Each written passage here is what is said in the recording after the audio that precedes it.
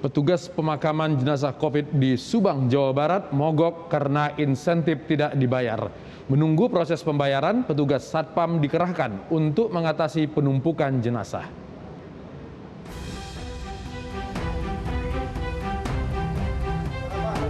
Enam petugas pemulasaran jenazah di RSUD Subang, Jawa Barat mogok kerja. Aksi mogok ini dilakukan menyusul uang insentif yang dijanjikan pemerintah Kabupaten Subang tak kunjung diterima. Tidak hanya itu, upah tenaga harian pemulasaran selama 1 bulan terakhir juga belum diterima. Aksi mogok terpaksa dilakukan lantaran kecewa dengan janji pemerintah daerah. Soal honor itu sampai sekarang belum, masih diajukan katanya. Saya sabar terus sama rekan-rekan, ya nanti juga dibayar. Gitu sama gitu terus sama saya. Nggak dibayar, belum dibayar. Ada yang 1 bulan, ada yang 3 minggu, ada yang dua minggu. Sementara itu, Bupati Subang membantah jika upah bagi petugas pemulasaran belum diberikan. Iya, saya jamin itu tidak. Yang mau kerja Pak, yang RSUD Pak? Yang kerja Pak, ada RSUD yang insentifnya belum dibayar katanya Pak. Begini, saya baru saja sebetulnya menandatangani terkait itu kan ada insentif dari pusat dan ada pula yang tidak tertutup. Kami pemerintah daerah mengeluarkan yang nampaknya layak untuk mendapatkan insentif, kami sudah keluarkan ya. Namun terkait hal itu coba mari kita kaji, mari kita teliti informasi seperti itu kebenarannya. Menurut saya itu tidak benar. Sementara itu di kantor petugas pemulasaran di RSUD Subang terlihat sepi.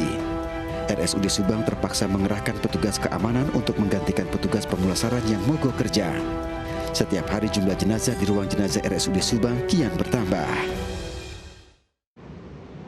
Bagaimana mengatasi masalah insentif yang berakibat mogoknya para petugas pemulasaraan jenazah di sana? Kita langsung berbincang dengan Kepala Dinas Kesehatan Kabupaten Subang, Jawa Barat, Dr. Maksi. Dr. Max, selamat malam. Ya, selamat malam Pak. Selamat malam pemirsa News TV. Kata Pak Bupati sedang diurus. Kenapa ada keterlambatan? Gini sebenarnya, kalau terkait insentif tenaga kesehatan, yang dimaksud dengan insentif tenaga kesehatan adalah insentif untuk dokter, kemudian bidan, perawat. Itu pun tempat bertugas adalah di ruang UGD, ruang perawatan COVID, dan ruang ICU. Oke. Di luar itu tidak dianggarkan untuk insentif COVID sebenarnya. Ya, selama ini proses pembayarannya per hari, minggu, atau per bulan, Pak? Nah, karena mereka bukan tenaga kesehatan, itu adalah tenaga relawan atau tenaga harian lepas, yang memang ada yang dibayarkan per hari, ada yang per minggu. Demikian, Pak. Kalau sampai ada yang tidak dibayar 3 bulan, berarti prosesnya seharusnya sudah cukup panjang ya Pak Dokter? Ya, sebenarnya seharusnya sudah dibayarkan. Apakah dana yang semula disiapkan itu tiba-tiba membengkak karena pekerjaan mereka bertambah sejalan dengan penambahan jenazah di sana? Ya, memang kita sehari-hari ini, sampai hari ini kan sudah 391 yang meninggal. Nah, rata-rata per hari kita antara 10 sampai 15 orang yang meninggal, Pak. Pernah kita rekor satu hari itu 23. Oke. Artinya memang dengan pertambahan ini tentunya membutuhkan biaya yang lebih besar. Tapi sebenarnya ini tinggal masalah pencairan.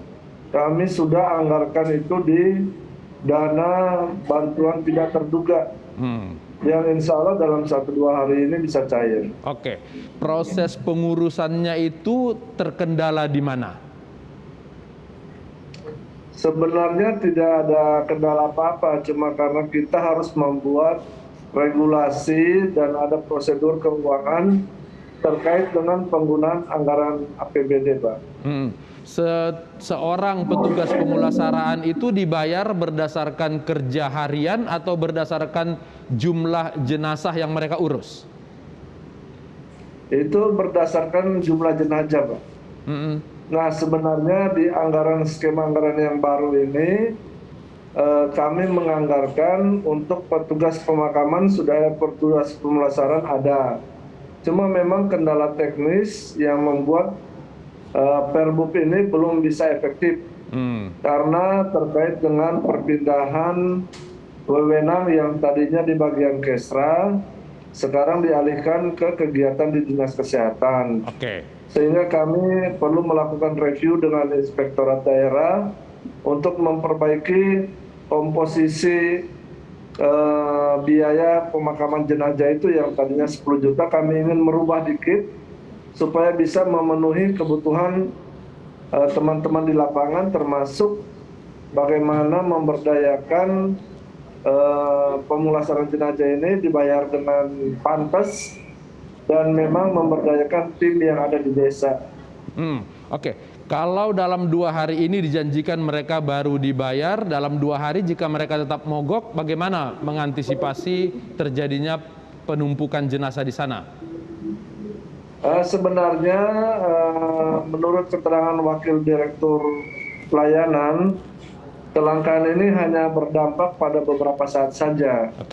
Karena setelah itu sebagian tenaga teman-teman kami itu datang lagi, dan sebagian juga kami ambil dari mantan-mantan petugas pemulasaran yang dulunya sudah pernah berhenti, kami ajak lagi bekerja kembali. Artinya petugas pengganti ini orang yang tahu juga protokol kesehatan penanganan COVID, Pak Dokter, ya? Ya, karena memang mereka sudah mantan petugas pemulasaran. Baik, Dokter Maksi, terima kasih. Mudah-mudahan masalah ini segera terselesaikan. Selamat malam, Dokter.